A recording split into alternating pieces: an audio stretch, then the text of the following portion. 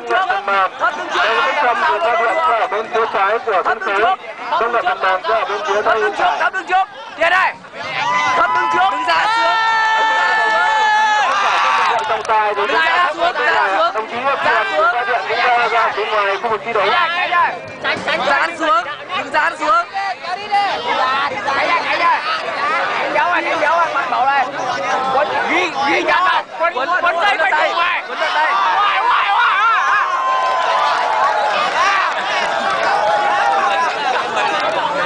Dán xuống. Đừng dán xuống. Tỉnh dê này, bọn này tỉnh dê đừng dán xuống. Đây, tỉnh dê. Tập trung nào. Tỉnh dê.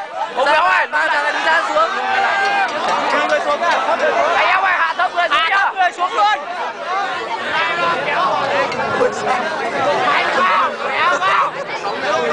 Đừng dán xuống, đừng dán xuống. Đừng dán xuống. Xả hai một bên này.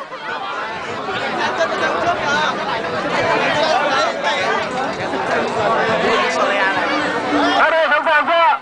1, 2, 3. Dừng lại vào.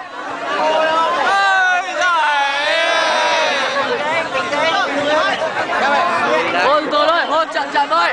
Hôn chậm với nhá. 1, 2, 3 nhá. 1, 2, 3. 2, 3 thôi, 2, 3 thôi. 2, 3 nhanh quá đi vẽ sẵn kịp. 2, 3 nhá. Hai người chuẩn bị nhá. 1, 2, 3. 2, 3. 1, 2, 3 nhá.